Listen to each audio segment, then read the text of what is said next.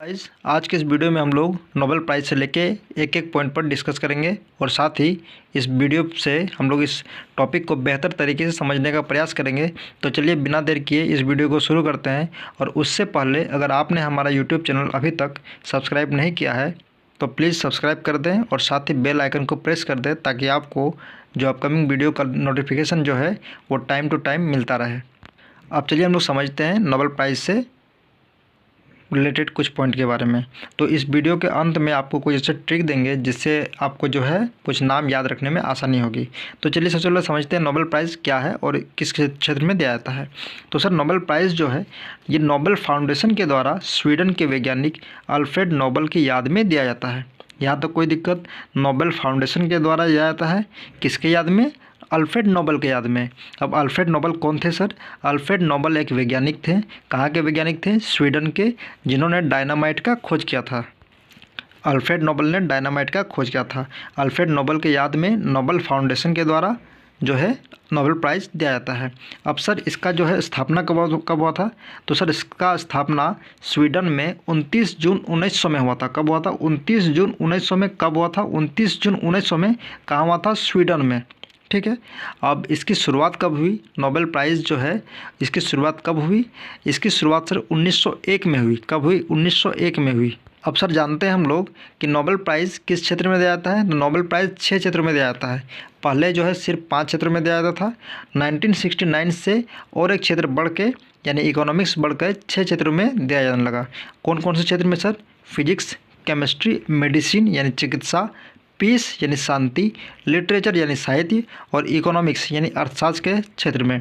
और अर्थशास्त्र के क्षेत्र में कब से देने लगा सर? इकोनॉमिक्स के क्षेत्र में 1969 में पहली बार दिया गया। सर 1969 में और कुछ काम हुआ है जो याद रखने के लिए काफ़ी इम्पोर्टेंट है।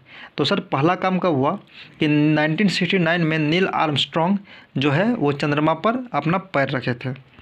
आपको ये भी याद रखना है 1969 में चंद्रमा पर जो है पैर रखा गया था। कौन? नील आर्मस्ट्रॉन्ग ने रखा था। ठीक है। दूसरी बात, 1969 में जो है आपका भारत जो बैंकों का राष्ट्रीयकरण हुआ। कब हुआ था? 1969 में। ये दो चीज़ आपको याद रखनी है। ठीक है। और साथ ही इसरो का जो है स्थापना भी 1969 में हुआ था। इसरो का स्थापना 1969 में हुआ। नील आर्मस्ट्रॉन्ग ने पहली बार अपना पैर जो है चंद्रमा पर कब रखा? 1969 में। और तीसरी चीज़, बैंकों का राष्ट्रीयकरण कब हुआ? 1969 में। ये डेट काफ़ी इंपॉर्टेंट है, ये ईयर काफ़ी इंपॉर्टेंट है, तो इसको याद रखना है। अब चलिए आगे बढ़ते हैं। तो सभी पुरस्कार जो है कहाँ दिया जाता है सर? स्वीडन में। कहाँ दिया जाता है सर? स्वीडन में। सिर्फ शांति का पुरस्कार कहाँ दिया जाता है?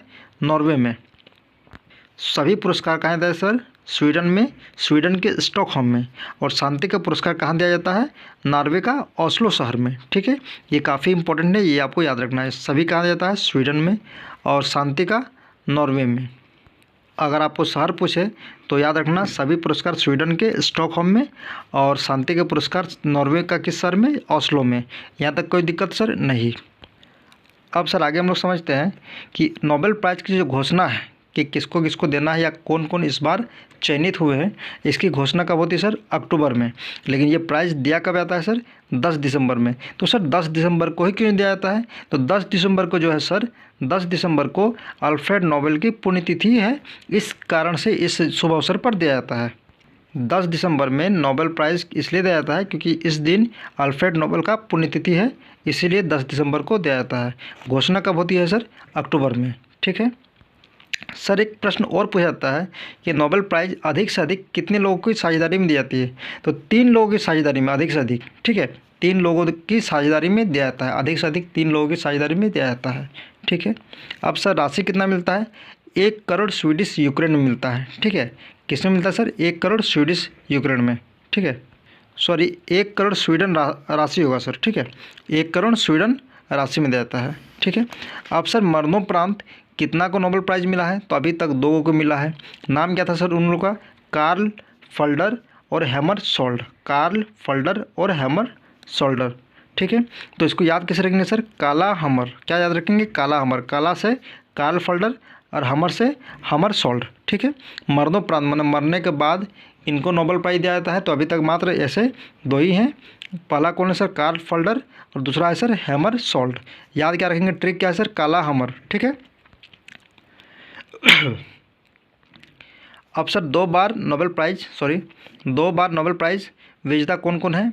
एक है मैडम क्यूरी, ठीक है, जिन्हें फिजिक्स और केमिस्ट्री में दिया गया है, और ये महिला है, ठीक है। ये भी पूछ सकता है कि कौन सी पहली महिला है जिसे 2 बार नोबेल प्राइज़ मिला है, तो वो कौन है सर? मैडम क्यूरी, ठीक है। दूसरा कौन है सर? Linus Pauling. तीसरा कौन है सर? John Bardeen. तीसरा कौन है sir? Frederick Sanger. Madam Curie, Linus Pauling, John Bardeen, Frederick Sanger. Linus Pauling, John Bardeen, Frederick Sanger और एक madam Curie. Madam Curie, Linus Pauling, John Bardeen, Frederick Sanger. इसको याद कैसे रखेंगे सर? ट्रिक क्या है सर? ट्रिक है जॉन मैडम फ्रेंडली है, जॉन मैडम फ्रेंडली है, ठीक है। जॉन से सर जो है आपका जॉन बार्डिन, मैडम से मैडम क्यूरी, फ्रेंडली फ्रेंड से सर फ्रेडरिक सेंगर और ली से लिनस पॉलिंग, ठीक है। याद हो जाएगा सर। अब आगे बढ़ते हैं, ठीक है। तो अभी तक किन भारतीयों को नोबेल प्राइज़ मिला है? तो अभी तक 8 को नोबेल प्राइज़ मिला है। सबसे पहले अब आते हैं रविंद्रनाथ टैगोर में। इनको साहित्य यानी लिटरेचर के क्षेत्र में मिला था। कब मिला था? 1913 में। और कौन सी पुस्तक यानी कौन सा ये के लिए? गीतांजलि नामक उपन्यास के लिए। कौन सा उपन्यास के लिए? गीतांजलि। ये काफ़ी बार क्वेश्चन मतलब जो है देखने को मिला है एग्जाम में, ठीक है। आपको सब इंपॉर्टेंट इसमें रविंद्रनाथ टैगोर भी पूछ सकता है, रविंद्रनाथ टैगोर भी पूछ सकता है, किस क्षेत्र में, साहित्य के क्षेत्र में ये भी पूछ सकता है, कौन से ईयर में ये भी पूछ सकता है, और कौन से उपन्यास के लिए ये भी पूछ सकता है। तो ये काफ़ी इंपॉर्टेंट है सर, ठीक है। उसके बाद सीवी रमन को मिला है जो भौतिकी के क्षेत्र में मिला था 1930 में। फिर मदर टेरेसा को मिला है शांति के क्षेत्र में 1979 में। फिर अरविंद खुराना को मिला है चिकित्सा के क्षेत्र में। अमर्त्य सेन को मिला है सर अर्थशास्त्र के क्षेत्र में, ठीक है। और ये फर्स्ट एशिया थे, ठीक है। इसको मार्क कर लेते हैं, ये फर्स्ट एशियाई थे, ठीक है, जिसको अर्थशास्त्र के क्षेत्र में पहली बार नोबेल प्राइज़ मिला है। किसको? अमर्त्य सेन, ठीक है। उसके बाद सर कौन है? कैलाश सत्यार्थी, जिनको शांति के क्षेत्र में मिला है। कैलाश सत्यार्थी जिनको शांति के क्षेत्र में मिला है, ठीक है। और ये कैलाश सत्यार्थी को मतलब जो है किस लिए मिला था? बाल अधिकार से संबंधित अच्छे काम के लिए इनको मिला था, ठीक है। उसके बाद सर एस चंद्रशेखर, जिनको भौतिक क्षेत्र में मिला था। कब? 1983 में। उसके बाद अभिजीत बनर्जी, जिनको अर्थशास्त्र के क्षेत्र में मिला, ठीक है। और नोबेल प्राइज़ का सर अन्य नाम क्या है? Right livelihood award, right livelihood award. तो ये हमारा छोटा सा टॉपिक है सर, इसको अब एक बार अच्छे से वीडियो को देख लें, समझ लें, आपको सब चीज़ याद हो जाएगी। और अगर किसी भी प्रकार की समस्या होगी तो उसके लिए आप हमारे कमेंट बॉक्स में कमेंट करें, हम और भी आसानी तरीके से समझाने का प्रयास करेंगे और आपको बेहतर से बेहतर तरीके से समझाने का हम जो है कोशिश करेंगे। Thank you.